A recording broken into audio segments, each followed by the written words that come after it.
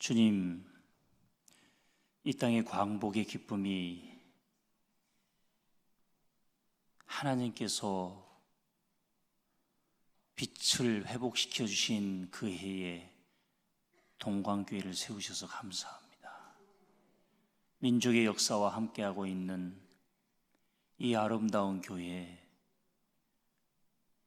부족하고 설익은 것을 세우셨습니다. 성령님, 덮으시옵소서. 귀한 헌금을 드렸습니다.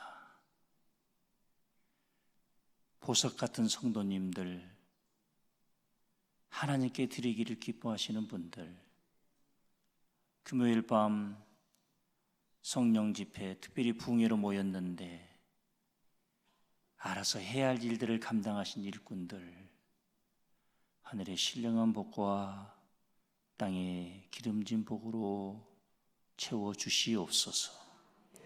가지가 담장을 넘게 하시고 광주리와 떡반죽 그릇이 복을 받게 하시고 광야에서도 성읍에서도 복을 허락하여 주시되 복을 나누며 살아가는 사람들로 세우시옵소서.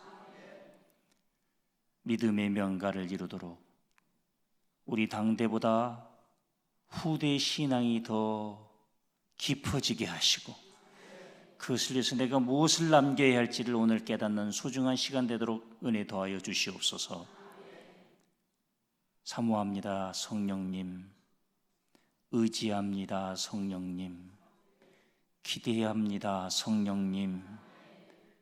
예수님의 이름으로 기도합니다. 아멘.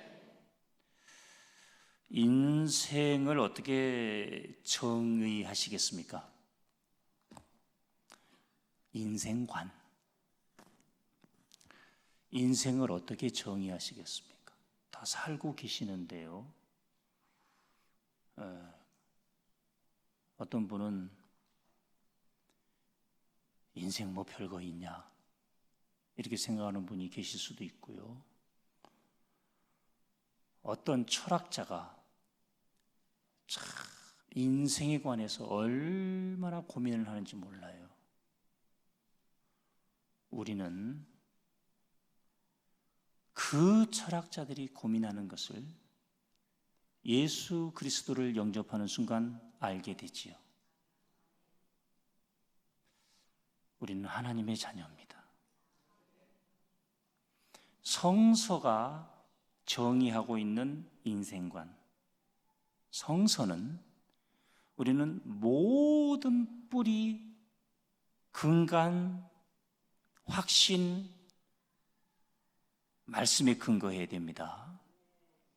그렇다면 하나님의 말씀인 성서가 인생을 어떻게 정의하냐면 세 가지로 정의를 하고 있는데요. 첫째, 인생은 유한하다. 제가 예언하겠습니다. 이 자리에 앉아 계신 분들 중에 예언하는 거 받아 적으셔야 돼요. 이 신비한 밤에 그 예언을 멀뚱멀뚱 쳐다보시면 어떡하자는 겁니까? 이 자리에 계신 분들 중에 예언합니다. 150년 후에 이 땅에 살아계실 분은 한 분도 안 계시다는 사실을 예언합니다. 유한해요. 누구도 영원히 살 수 없어요. 예? 톨스토이가 인생에 3대 질문이 있다고 했습니다. 인생은 어디서 왔는가? 무엇을 하며 살 것인가? 어디로 갈 것인가? 우리는 어디로 갈지 알죠? 모르시는 분들이 좀 계신 것 같아요. 우리는 어디로 갈지 알죠? 그러면 근데 뭐가 걱정이에요? 뭐가 걱정이냐고. 일본이 무역 보복? 보복 아니에요. 보복은 당한 사람이 하는 걸 보복이라 그러는 거지. 무역 전쟁입니다. 걱정되세요? 대한민국이 어떤 나라입니까? 저는 딱 나라를 위해서 기도하는데 강한 확신을 주시는 게 아베가 우리나라 도와주고 있다. 기초과학, 탄탄한 기초과학과 이런 것들을 통해서 하나님이 통일한국을 준비하고 계십니다. 유한해요. 절대 인생은 그래야 인생관이 달라져요. 제가 로고스 교회를 개척한 지 22년째인데요. 우리 장로님들께 말씀드렸어요. 은퇴 5년 남기고 교회 재산 다 정리합니다. 한 사람한테 물려줘가지고 후임자 뭘 눈치 보면서 할 거 뭐 있냐고. 우리 교회에서 목회했던 목사들 중에 4명에서 5명 가장 부목사들 중에 신실했던 사람들을 뽑아가지고 교회를 4개나 5개로 나누겠다. 그리고 내가 죽을 때까지 매주 한 교회씩 돌아다니면서 설교하면 누가 뭐라고 그러겠어? 지혜롭죠. 그랬더니 장로님 한 분이 목사님 안 팔리면 어떡하냐. 그래서 제가 또 누굽니까? 그래서 장로님 안 팔리면 있는 대로 빚을 낸다. 그냥 1금융권, 2금융권까지. 우리 교회 자산이 지금 한 120억 정도 되는데요. 허수 없고 그러면 60억에서 70억 대출을 받습니다. 그걸 교회를 분립개척하겠다. 그랬더니 또 장로님 한 분이 그 빚은 누가 갚냐고. 그래서 장로님은 그때 되면은 시무장로도 아닌데 뭔 걱정이냐고. 냅둬요. 후배들이 걱정하게. 유한하잖아요. 우리 교회가 개척한 지 22년 만에 왜 이렇게 붕했는지 아세요?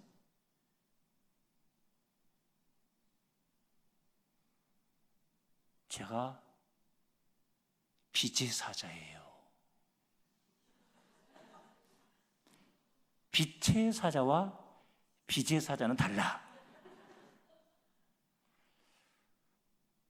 아니, 개척교회는요, 돈 모아서 뭘 못해요. 따라합시다. 은행돈도 주님 것이다. 주님의 자녀가 잠시 꺼내서 쓰겠다는데 누가 뭐라 그래요? 할렐루야. 그랬더니 장로님 하시는 말씀이 아니 목사님 그렇게 60억 70억 빚을 내가지고 해서 못 갚으면 어떡하냐고. 그래서 내 알 바 아니고. 로고스 교회가요 개척한 지 12년 만에 101억짜리 프로젝트를 했습니다. 부산은 부자가 많아가지고 놀라지 않으실 줄 알았어요. 개척한 지 12년 만에 101억짜리 프로젝트를 했다니까요. 예. 부채가 65억이었습니다. 출석신자 390명, 청장년만. 청년들 빼고 나면요 출석신자 한 320명밖에 작년 안 됐습니다.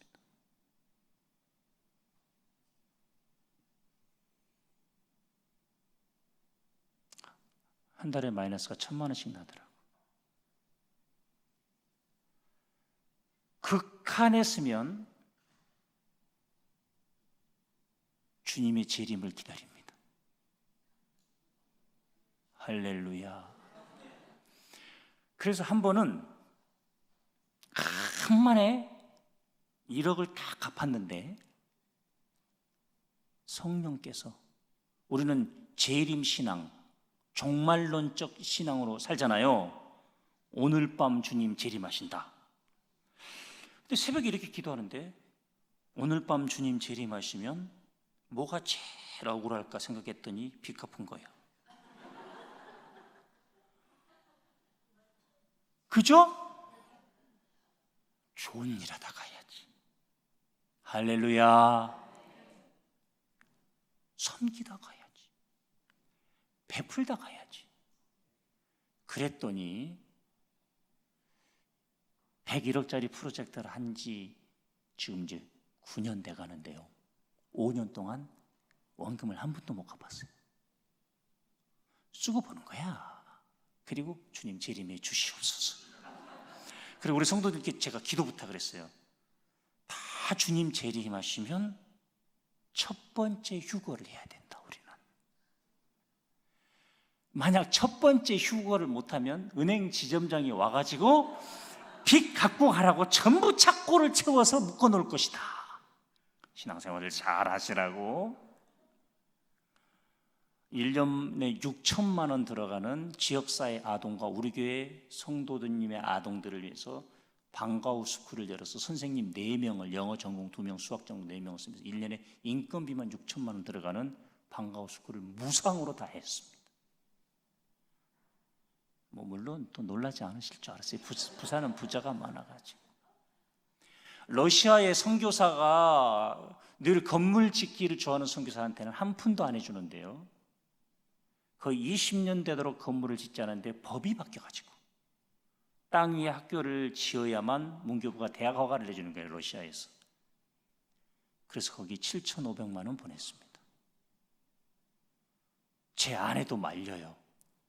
여보, 빚 좀 갖고 와지. 주님 오늘이라도 재림하시면 빚 갚는 것만 후회해. 할렐루야. 그리고 자식에게 돈을 물려주는 것보다 빚을 물려주는 게 좋습니다. 그래야 긴장을 해요. 난 돈 많이 물려줘가지고 잘된 집구석을 본 적이 없어. 그러니까 오늘 저녁에 남는 거 다 하나님께 헌금하고 가시고 정신, 신앙을 물려주면 됩니다.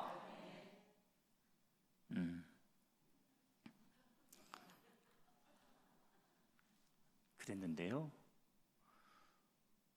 우리는 하여튼 우리 장로님들은 제가 새벽 기도 시간이 길어지면 불안해하대요.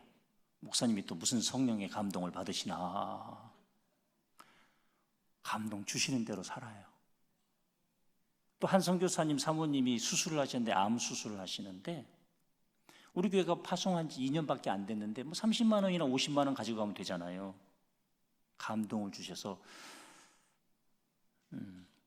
우리 교회는 1,000만 원 이하는 당회 없이 담임 목사가 대내외 선교비에서 쓸 수 있고 1,000만 원 넘어가는 건 당회를 하기로 돼 있는데, 그렇다고 990만 원 할 수는 없잖아.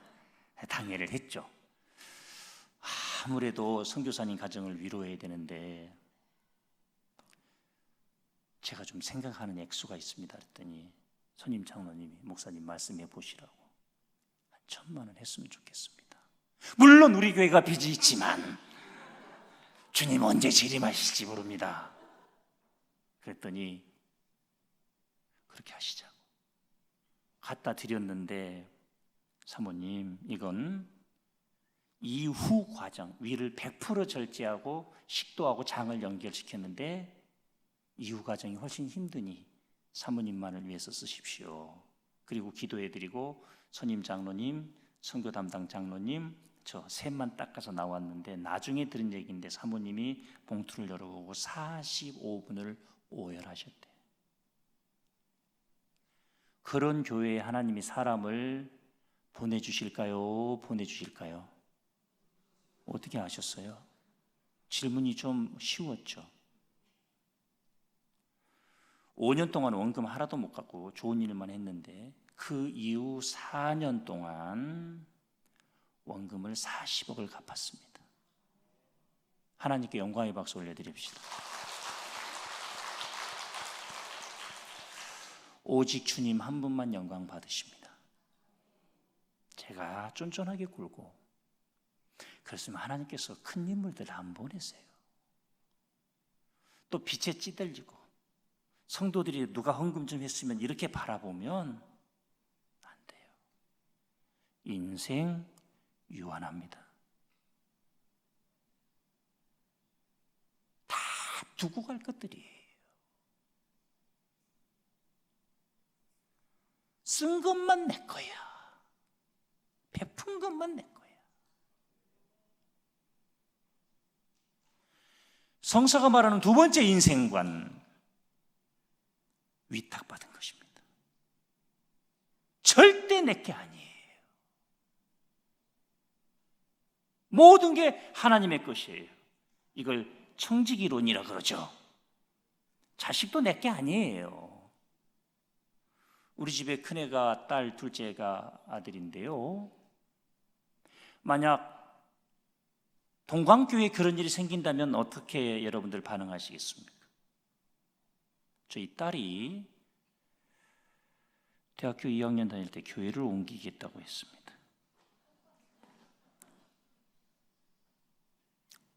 로고스 교회가 우리 교단에서 개척한 교회 중에서는 역사를 이룬 교회인데요. 솔직히 말씀드릴게요. 지금 재적 신자가 아이들까지 합쳐서 우리 1년에 한 번씩 재적을 정리해요.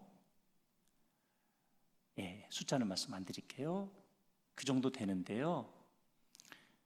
지난 22년 동안 떠나간 사람이 더 많습니다. 얼마나 한 영혼이 떠나갈 때마다 거기서 또 아멘을 하시면 또 어떻게 해요? 한 번도 안 아픈 적이 없어요. 제 아내가 딸이 교회를 옮긴다니까 상처가 되살아났는지 이만큼 눈물이 맺혀가지고 하다 이제 딸년까지 교회를 옮긴다고 그런다. 이유를 물어봤더니 청년부 담당 목사님 설교를 못 듣겠다는 거예요. 근데 나도 이해가 돼. 그렇다고 청년부 담당 목사를 그 이유로 바꿀 수는 없잖아. 제가 허락했습니다.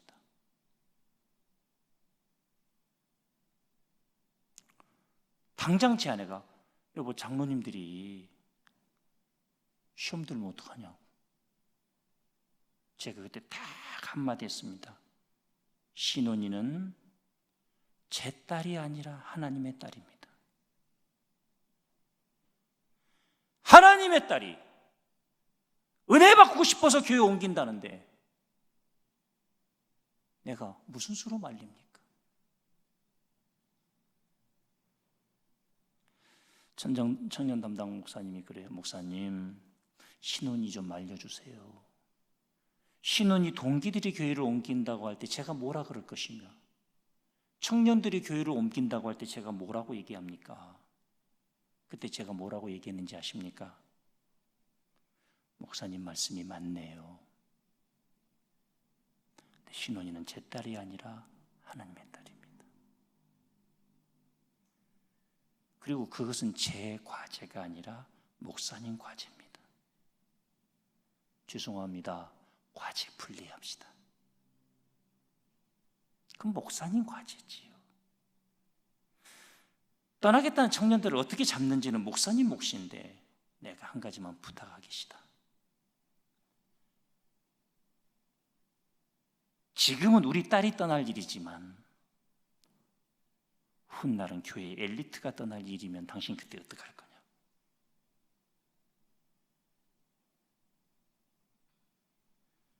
목사님, 신혼이 미워하시는 건 목사님 자유지만 많이 아파하셨으면 좋겠습니다. 도끼를 품고 설교 준비했으면 좋겠습니다.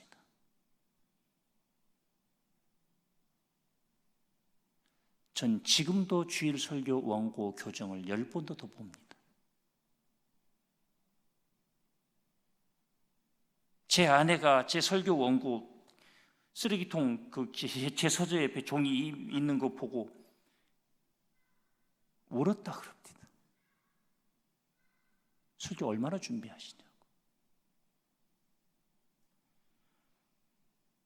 그 목사님이 도끼를 품고 설교 준비를 해가지고 설교가 포텐이 터졌습니다. 할렐루야. 완전히 제가 수예배를 맡겼죠. 저희 딸이 돌아왔습니다.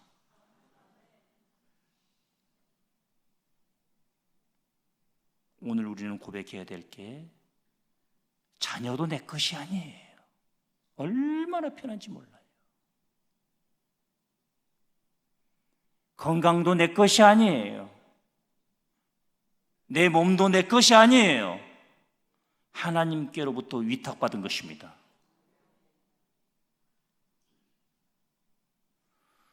성서가 말하는 인생관 첫 번째가 뭐라고요? 유한하다. 이걸 베드로 전후서에서는 나그네요 거림이니다. 이걸 한 유행가 가사는 인생 나그네 길길길길. 유행가가 담고 있는 철학보다도 하나님을 예배하는 자들의 삶이 못 따라온다면 유한하다, 위탁받은 것이다. 세 번째, 제일 어려운 인생관입니다.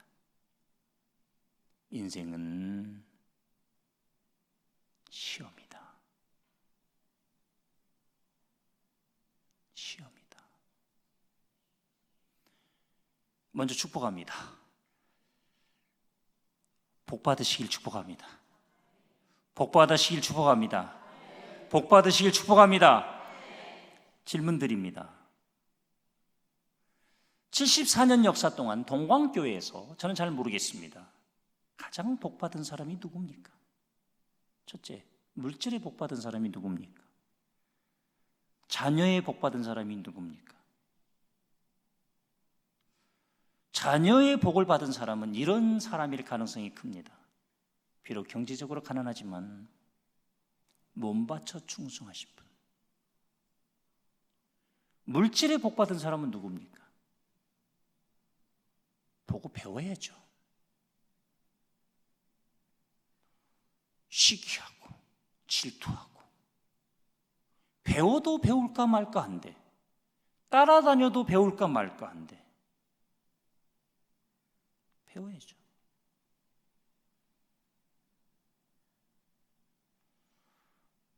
인생은 시험입니다. 아브라함이 복의 모델입니다. 오늘 저녁에 제가 아브라함이 받은 복을 자손이 하늘의 별과 같이 이름이 창대케 되고 너를 축복하는 자가 복을 받을 것이다 믿으시기 바랍니다. 아멘. 1000번 만번 하고 그렇게 여러분이 복을 받으실 거라고 하면 밤새 빌어드리고 아멘 하시면 될까요? 성수 속으로 들어가야 됩니다. 그 이유가 뭘까? 저는 이런 질문을 해봤습니다. 고대 시대에 갈대 우르에 수많은 사람이 있었을 터 왜 하나님은 아브라함을 부르셨을까? 이렇게 질문 한번 할게요. 우리 성결교단에 약 3,000개의 교회 중에 수많은 교회가 있는데 왜 로고스 교회가 개척교회 중에서 부흥했을까요? 우리 동광교회 74년 역사 중에 어느 집안 자식들이 왜 잘 됐을까요? 어떤 사업장은 망해서 퍽퍽 넘어지는데 어떤 사업장은 계속해서 잘 될까요?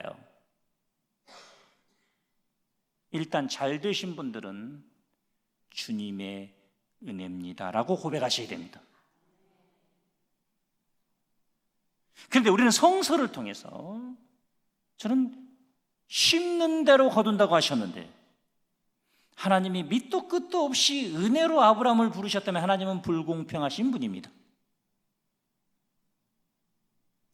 일단 아브라함에 대해서 들어가기 전에 이 질문부터 있었습니다. 왜 아브라함을 부르셨을까? 그래서 창세기와 관련된 수많은 자료와 서적들을 뒤지기 시작했습니다. 성서를 들여다보기 시작했습니다. 느헤미야서 9장 7절 8절로 갑시다. 느헤미야서 우리 한 목소리로 이 말씀을 목사님 제가 이 물을 좀 마셔도 돼요?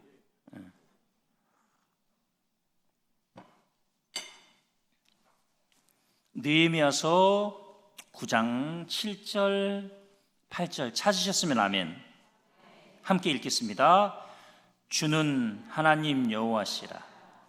옛적에 아브라함을 택하시고 갈대 우르에서 인도하여 내시고 아브라함이라는 이름을 주시고 그의 마음이 주 앞에서 충성됨을 보시고 그와 더불어 언약을 세우사 가나안 족속과 헷 족속과 아모리 족속과 브리스 족속과 여부수 족속과 기르가스 족속의 땅을 그의 씨에게 주리라 하시더니 그 말씀대로 이루셨사오매 주는 의로우심이로소이다. 아멘.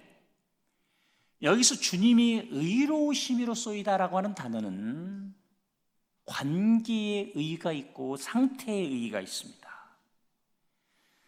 믿음으로 구원받는 의의가 있고 삶으로 인정받는 의의가 있습니다. 두 가지를 다 포함합니다. 아브라함이 하나님을 믿으니 그것을 의로 여기니라 라고 하는 거, 관계의 의의입니다. 관계의 의의는 상태를 포함해요. 이 사람이 어떤 친밀감을 가지고 있느냐. 자, 느헤미야는 정확히 읽어냈습니다. 충성됨을 보셨다.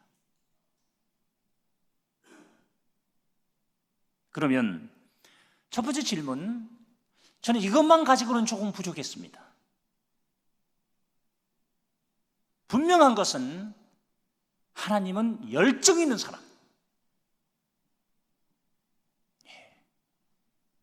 뜨거운 사람. 보세요. 나이는 숫자에 불과하고 이런 사람들을 쓰세요.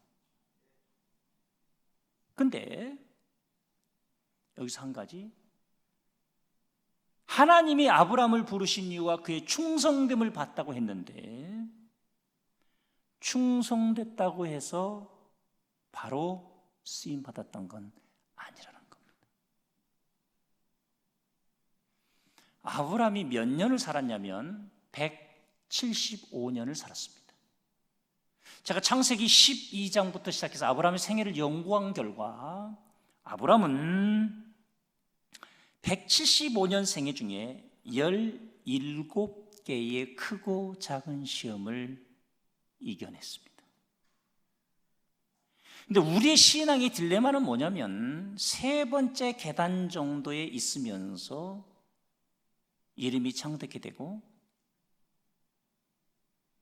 자녀들이 복을 받고 복의 모델이 되기를 바라는 겁니다. 말도 안 되는 얘기죠. 기본적으로 하나님이 부르실 때 충성된 아브라함을 부르셨고 그 이후 100년 동안 75세에 부르셔가지고 그 이후 그가 세상을 떠날 때까지 100년 동안 17번의 크고 작은 시험을 이기셨는데 트레이닝 훈련을 시켰는데요 무려 이사만 16번을 합니다.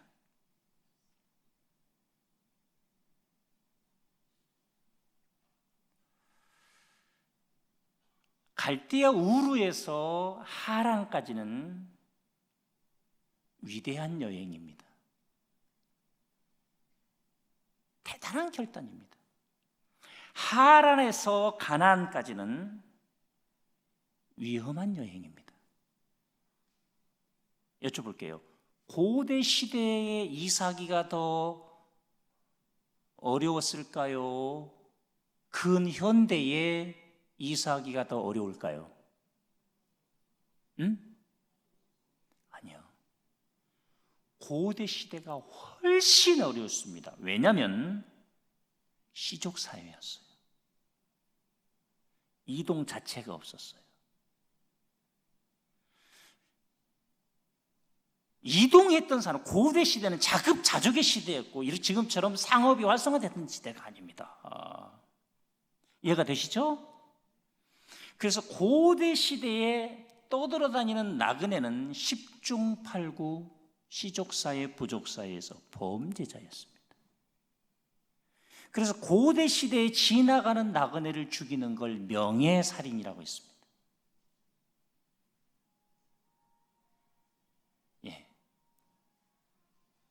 이 고대 시대 음악 BGM이 쫙 깔리고 있는데 지금 이게 명예살인이라고 했어요. 지금은 2년 만에 한 번씩 전세 계약을 하거나 부산에서 서울을 언제든지, 그때는 불가능했던 일입니다. 해서 하란에서 가나안까지 여정은 물도 없었고, 갈대아 우르에서 하란까지는 강이 흐르고 있었고, 하란에는 발리강도 흐르고 있었고, 유프라데스 강의 지리도 흐르고 있었습니다. 하란에서부터 가나안까지는 물이 없어요. 이 여정을 소화합니다. 정리할게요. 인생에 관한 성사가 말하는 세 번째 관점이 뭐다? 시험이다. 그러면 범위를 좁혀볼게요. 동광교회에서 신앙생활의 정의 뭔가요? 시험입니다. 우리가 동광교회에서 신앙생활을 시작해서 이 교회에서 천국 가기까지 시험이 한두 개인지 아세요? 혹시 나는 동광교회에서 신앙생활을 해서 어느 날 너무너무 힘들었다, 제대로 하고 계신 겁니다. 나는 예배 오는 게 날마다 행복하고 할렐루야 감사하다, 10년을 다녔는데 매일 그랬다. 딱 둘 중에 하나입니다. 개뿔 신앙생활, 주일만 지켰든지, 아니면 두 번째는 정신병자든지.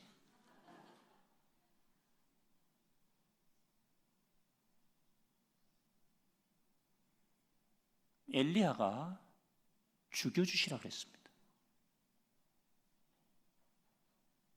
죽여주시라 그랬어요. 제가 로스교회를 개척한 지 6년 반 딱 죽겠더라고요. 그래서 안식년을 1년간 떠났습니다. 교회를. 난리가 났어요. 목사님 가시면 1년을 비우면 교회를 어떡하시냐고. 이 교회가 내 교회냐고. 하나님의 교회지. 그리고 1년을 갔더니 진짜 줄기는 줄더라고. 근데 그때 안식년을 안 갔다 왔으면 오늘의 안성호 목사와 로고스 교회는 없습니다. 벌써 교회 다른 데로 옮겼을 겁니다. 번아웃 돼가지고. 자, 봅시다. 성서가 말하는 인생에 관한 세 번째 관점이 뭐라고요? 시험이다. 꼭 기억하셔야 돼요. 이거 놓쳐버리시면 큰일 나요. 근데 175년 동안 17개의 크고 작은 시험을 겪었는데 세 번째 시험 겪고 있으면서 복의 모델이 되기를 바란다면, 그건 사기죠. 내가 신앙의 레벨과 수준이 어느 정도 단계에 와 있는지를 점검하셔야 되고, 16번 이사를 했어요. 근데요, 하나님께서 아브라함에게 주신 첫 번째 명령어가 뭐였을까요? 떠나라예요. 본토 친척 아비 집을 떠나라. 예수님께서 제자들을 부르시고 영광 검색어,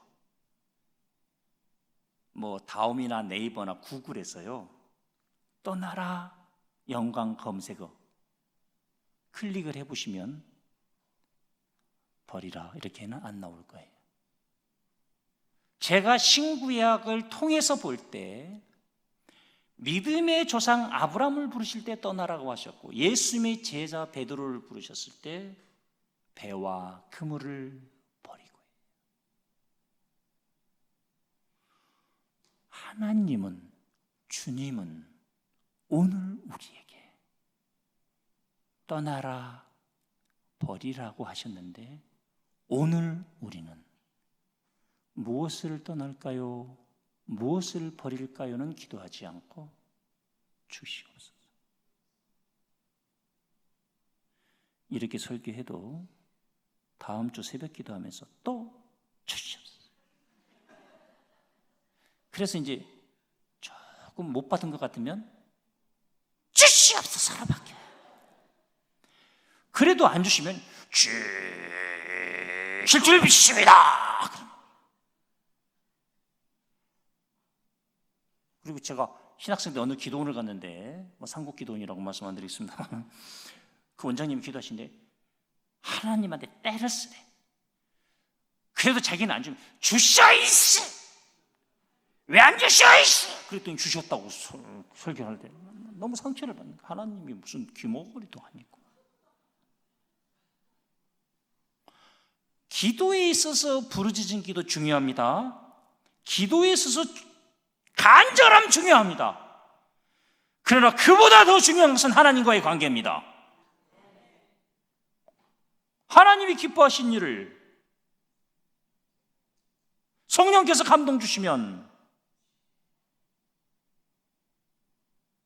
하는 거죠. 본토 친척 아버지 집을 떠났습니다. 배와 그물을 버렸습니다.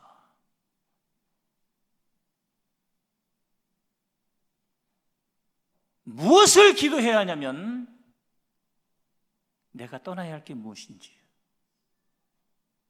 주님 오늘 내가 버려야 할 게 무엇인지를 여쭤야죠. 그리고 그 음성을 들어야죠.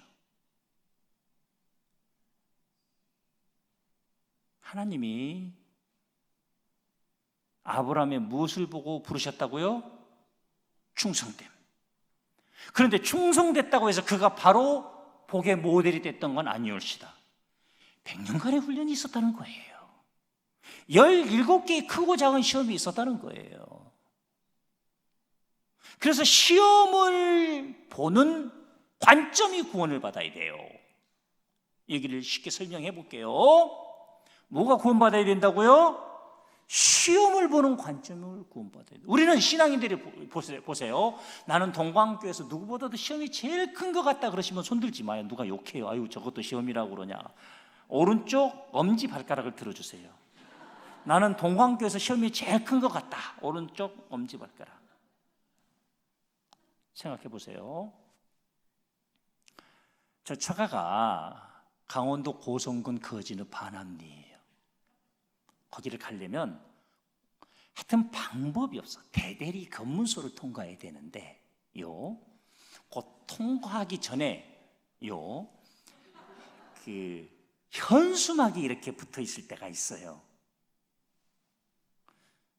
장신리 누구 아들 경축 서울대 합격,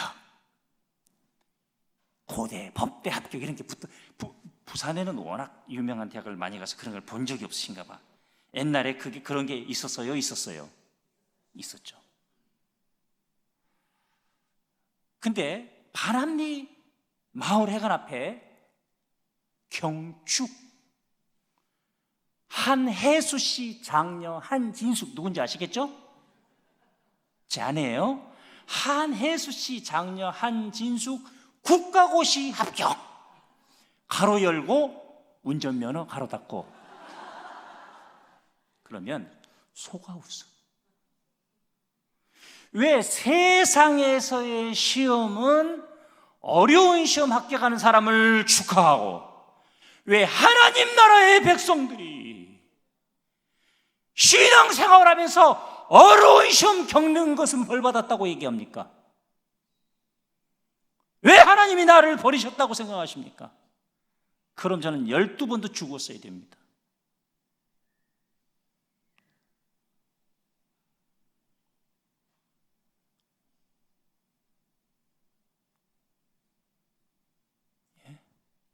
제가 계측 2번 한 얘기 해볼까요?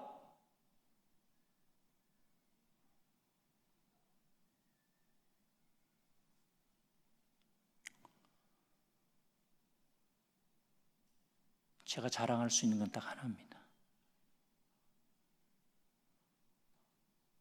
친구들이 되게 부러워합니다. 너는 어쩌면 그렇게 목회도 잘하고 그렇게 행복한 교회를 하고 교회도 붕대냐고. 그럼 제가 얘기합니다. 니들 좋은 교회 가고 싶었을 때 나는 개척교회 갔고, 니들 사립업 받을 때 나는 굶었고, 니들 부모 재산 물려받아서 월세 받을 때 나는 전부 하나님께 올인했고, 속으로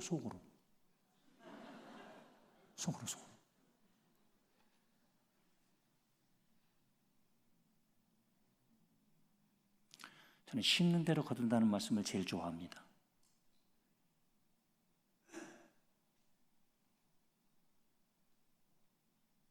오늘 우리 눈물로 하늘의 씨앗을 심는다.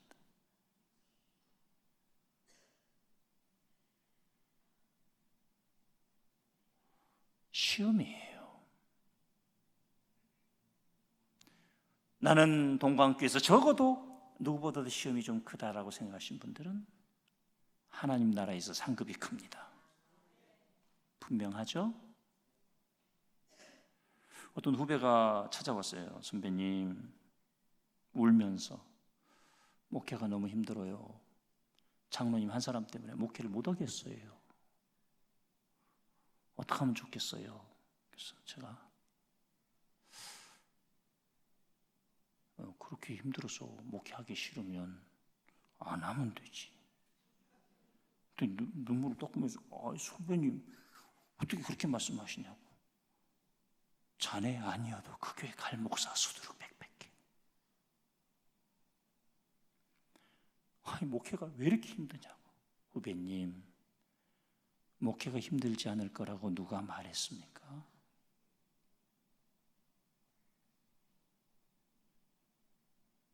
정신 차려 이 인간아. 목회 힘든 거야. 이렇게 말하려다가 그러면 안 되잖아요. 아주 부드럽게 속은 부글부글 끓어 패주고 싶어. 아니 목회가 힘들지 않을 거라고 누가 말했어요? 목회 힘들어요. 주님도 죽으심으로 우리를 구원했어요. 설교는 죽어야 부활이 있다고 말하면서 피 흘림이 없이는 죄사함이 없다고 얘기하면서 왜 지는 피를 못 흘리냐고.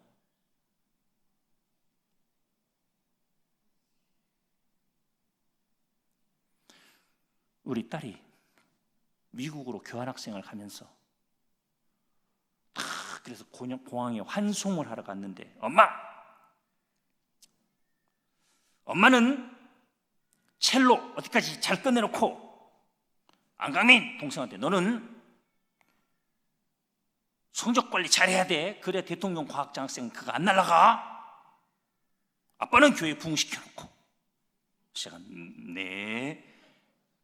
그러면 속으로 너나 잘하세요. 속으로 가서 한 3주 있다가 전화 왔는데 아빠 집에 가고 싶어. 너무너무 힘들어. 그래 뭐가 힘드니? 그랬더니 아빠 4인 기숙사를 쓰는데 프랑스에서 오네, 이탈리아에서 오네, 독일에서 오네, 한국에서 오네는 지하에 생활 습관이 다 다르대. 한 놈은 새벽같이 일어나서 요리하는 데가 하나가 있나 봐요. 딸그락 거리지. 한 애는 밤 11시 스파게티 해먹겠다고 난리지. 그게 또 프랑스하고 독일은 감정이 안 좋다네. 우리나라하고 일본하고 원래 가까울수록 좋을 리가 별로 없어요. 잘 들으세요. 여기는 새끼로 잠깐 나갔다 다시 돌아올게요. 만약 제가 나갔다가 못 돌아오면 그냥 성령께서 인도하셨다라고 생각하고. 절대 교인들끼리도 상처 있는 사람들이 확 가까워지지 적절한 거리를 유지해야 됩니다. 확 달려들면 다쳐요.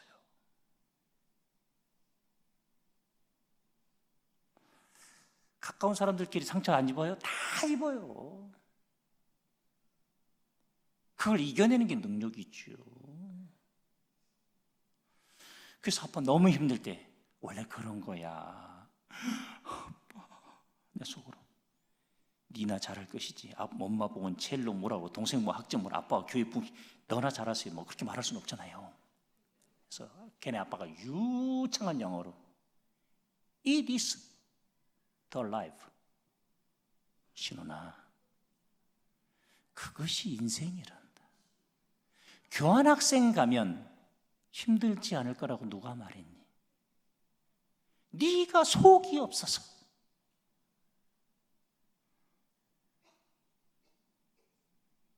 그것이 신앙생활입니다. 따라합시다. 이것이 신앙생활이다. 이것이 인생이다. 아니 하나님 나라를 바라보는 사람들이 뭐 이 땅에서 그렇게 죄고 째고 뭐 있고 없고 뭐 나는 부자라고 생각하는 사람 왼쪽 엄지발가락을 들어주시기 바라고, 나는 가난하다고 생각하는 사람 오른쪽 새끼발가락을 들어주시고, 다 자기 기준입니다.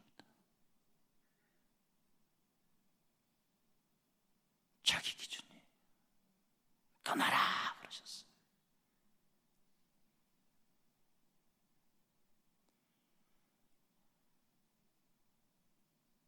여기서 떠나라는 단어는 레크, 르카라는 히브리어인데요,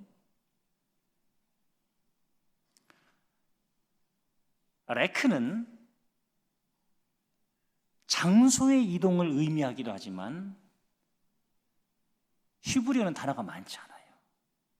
그래서 복합적인 의미를 가지고 있어요. 예를 들면 가르치다는 단어와 배운다는 단어가 어근이 하나예요. 와. 우리나라는 배우는 것과 가르치는 것을 다른 행위로 이해하지만 그 사람들은 가르칠 때 제일 많이 배운다는 걸 알고 있어요. 하나로 보는 거예요. 레크, 르카. 여기서 이것은 어떤 의미냐면, 레크는 다른 삶으로, 다른 사람으로,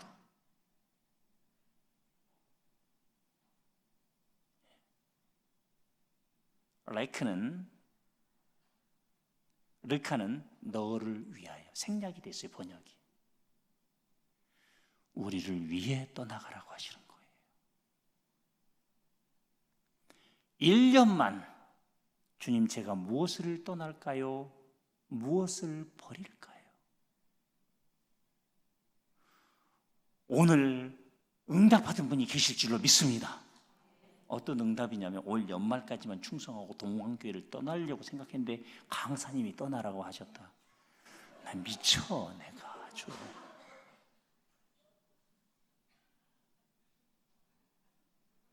교회를 떠난다고 될 일이 아니에요.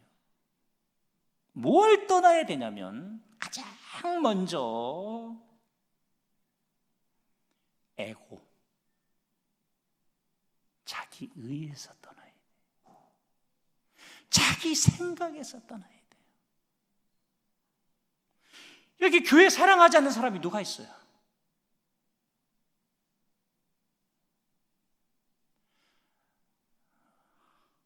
유럽의 유명한 신학자 자크 엘렐은 죄인의 악보다 의인의 선이 더 무서운 죄라고 했습니다. 한 번만 더 말씀드릴게요. 죄인의 악보다 의인의 선이 더 무서운 죄다. 무슨 말이에요? 내가 의롭다고 생각하는 게 죄예요. 고칠 방법이 없어요, 이런 사람. 본토 친척 아비집을 떠나라는 것은 너로부터 떠나라는 얘기예요. 네가 붙들고 있는 거 떠나라는 얘기예요. 배와 그물을 버리라는 것은 네가 의지하고 있는 걸 떠나라는 거예요. 인생에서 가장 어려운 문제가 뭐냐면 자기 의예요. 자식들 망칩니다. 동광교회가 떠나야 될 게 있고 로고스 교회가 떠나야 될 게 있습니다. 동광교회는 뭘 떠나야 되냐면, 저는 역사가 지금 100년 다 된 교회 출신입니다. 말리언 성결교회 100년 다 돼갑니다. 왜 개척을 2번이나 했는지 아세요? 제가 왜 전통적인 교회에 청빙을 받아도 안 갔는지 아세요? 하나님의 말씀이 교회를 이끄는 게 아니라 전통이 교회를 이끕니다. 역사가 30년이 넘은 교회는 항상 뭘 조심해야 되냐면, 옛날에는 어땠는데,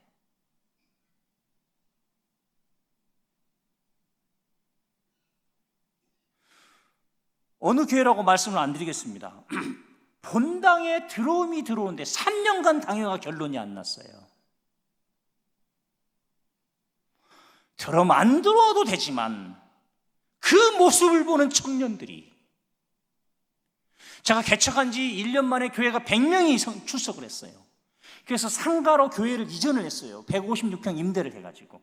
그래서 잘라가지고 하나는 식당 겸 사무실, 그리고 조그맣게 부엌 하나, 하나는 교육시설, 하나는 본당을 넣는데 이게 벽 하나 차이예요. 그랬더니 한 분이 11시 예배였어요. 그때는. 지금은 1, 2, 3, 4부로 예배를 드리고 있는데 그때는 11시 예배였는데 한 분이, 제일 충성스러운 분이 뭐라고 얘기했냐면, 전도도 많이 하시는 분이, 목사님, 어린이 예배 시간 찬송 소리 때문에 어른 예배가 방해를 받으니 다른 방법은 없으니 어른 예배 찬송할 때 어린이도 찬송을 하고 이렇게 시간을 좀 맞췄으면 좋겠대. 그래서 제가, 집사님, 다음 주 어린 예배 시간에 가서 사과하시라고. 나랑 같이 신앙생활 하시려면 어른 예배가 어린 예배에 방해된 걸 사과하시라고. 이렇게 세게 얘기하면 또 그 사람 교회 떠날까 봐. 그렇게 말 못하고요, 부드럽게 얘기했어요. 전부 자기가 기준이야. 이게 교회 잡아먹어요. 자식 교육 망치는 부모들 봐요. 다 자기 이의가 강해요.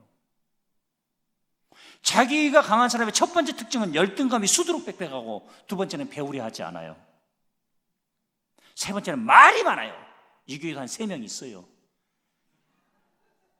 앞에 1명, 뒤에 2명. 이런 특징은 수도꼭지형 신자예요. 말을 시작하면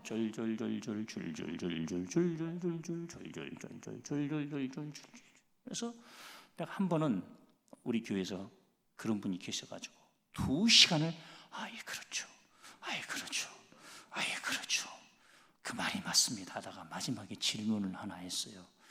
근데 오늘 저한테 뭔 얘기를 하려고 그러시는 거예요. 했더니 30초도 안 돼서 끝날 얘기를, 그분이 우리 교회 등록하기 전에 얘기해요. 내가 그날 집에 가서 그랬어요. 여보, 그 권사님 우리 교회 등록한다는데 나 겁나. 그 자식들이 어떻게 됐을지 안 봐도 보여. 진짜 자식 잘 되게 해주세요. 그렇게 유치한 기도 그만하셨으면 좋겠어요. 내가 자식을 위해서 무엇을 해야 할지 알게 해주시고, 하지 말아야 될 것이 무엇인지 알게 해주십시오. 하버드 대학, 하버드 비즈니스 스쿨이죠. 유명한 경제학자는 이렇게 얘기했습니다. 혁신은 버리는 것에서부터 출발한다.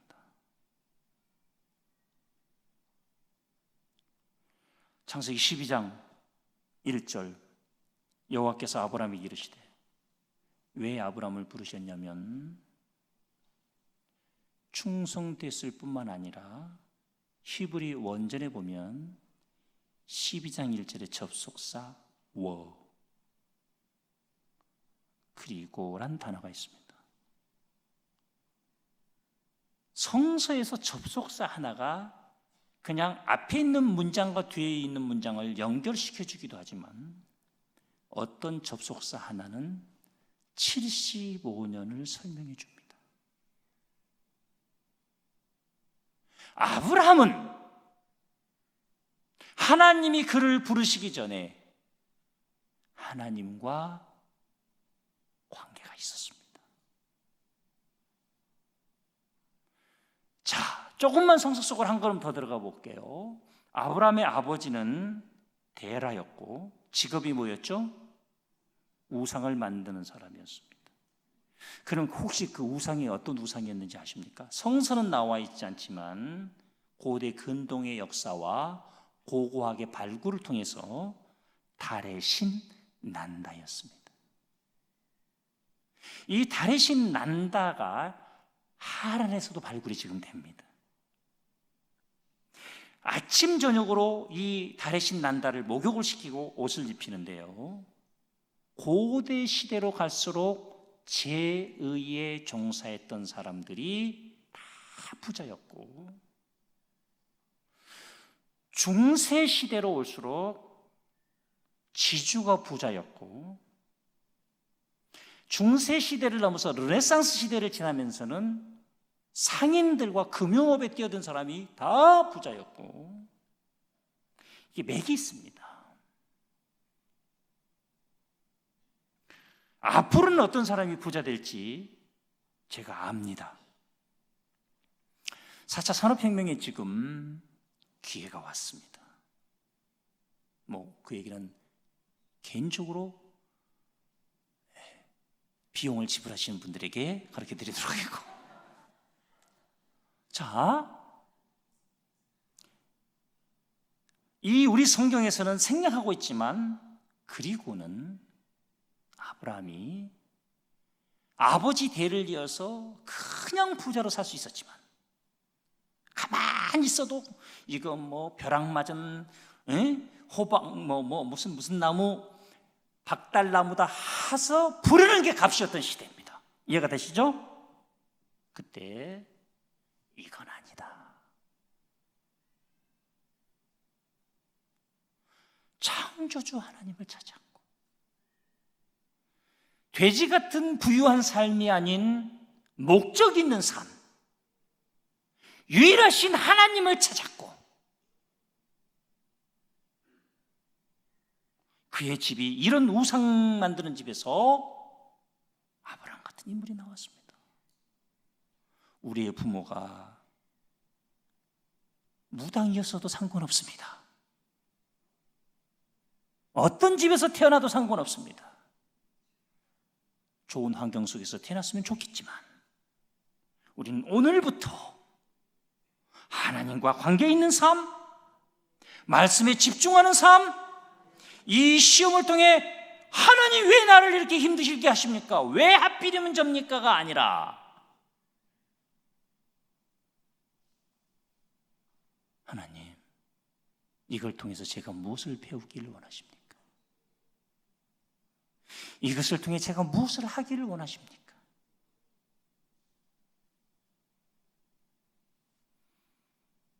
전 참 부족한 목사입니다.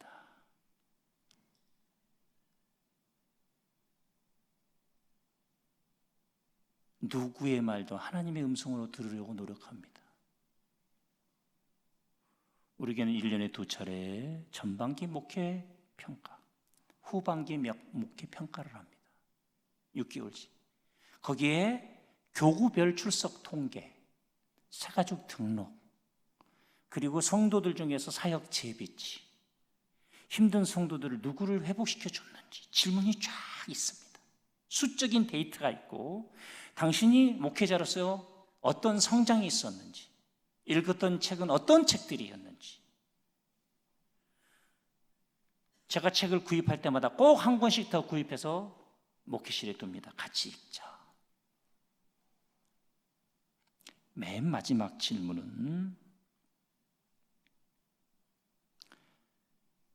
로고스 교회 담임 목사가 버려야 할 게 무엇인지 적어주시죠.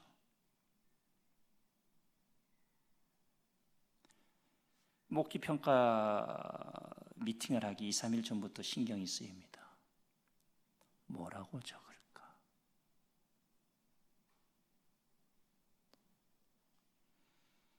하나님 앞에 야단 맞는 것보다 함께 사역하는 동역자들에게 야단 맞는 게 낫겠지.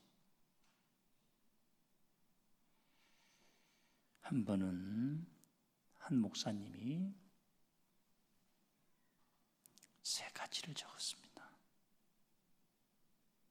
많이 아프더라고요.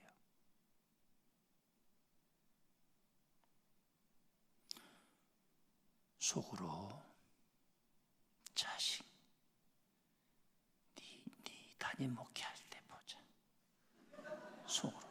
솔직히 네가 나보다 목회 더 잘하나 보자. 아파요. 겉으로 감사합니다. 조목사 되도록 노력하겠습니다. 좋은 목사를 넘어 위대한 목사 돼도 되지요? 좋은 성도 넘어 위대한 성도 되시길 축복합니다. 그 다음날 새벽에 기도하는데 그가 적어낸 세 가지가 굉장히 거슬려요. 사실 잠도 조금 설쳤습니다.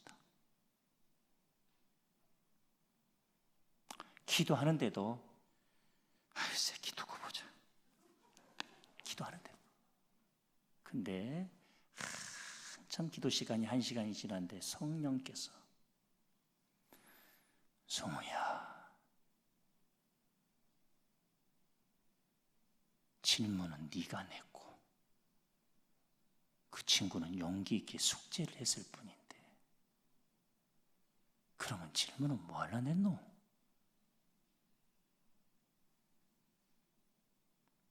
성령께서 들리지 않는 소리로 양심해. 성우야, 그 부목사님이 네한테 하고 싶은 말이 이것뿐이겠나?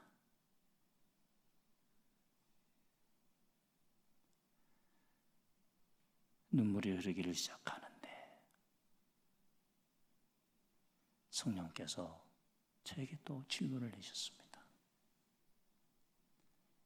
첫 번째 질문은 뭐였다고요? 네가 그 질문을 내놓고 그렇게 미워하면 어떡하나? 두 번째 질문은 뭐였다고요? 성령께서 그 친구가 그 목사님이 네한테 하고 싶은 말이 이것뿐이겠나? 세 번째, 네가 좀 아프고 내가 너한테 맡긴 영혼들이 조금 덜 아프면 안 되겠나?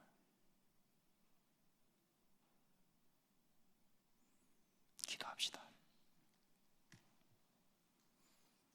우리 시간 묵상합시다.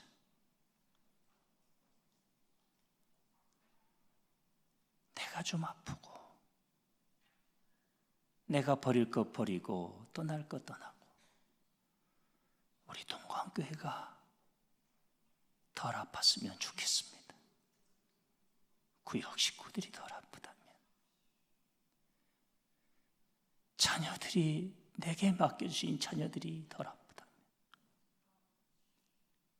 남편이나 아내, 배우자가 덜 아프다면 떠나겠습니다. 자기 의로부터, 전통으로부터. 로고스 교회는 안성호 목사로부터 떠나야 됩니다.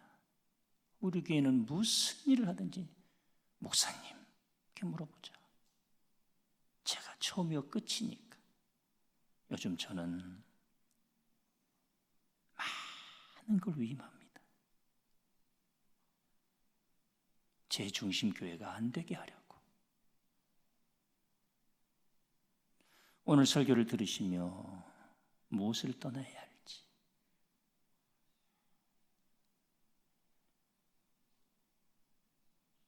무엇을 버려야 할지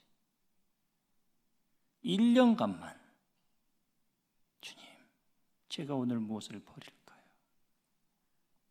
무엇을 떠날까요? 끊임없이 자기 애, 자기 의, 자기 중심, 자기 기준, 자기 생각.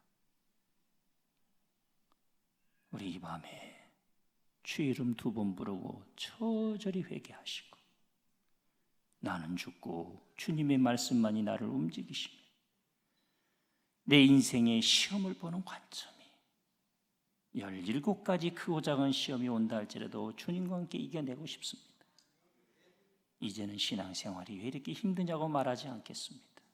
인생이 왜 이렇게 힘드냐고 말하지 않겠습니다. 힘들어도 괜찮습니다. 주님과 함께 주님이 나를 거목 만들어 주신 줄로 믿습니다. 주의 이름 2번 부르고 기도합시다.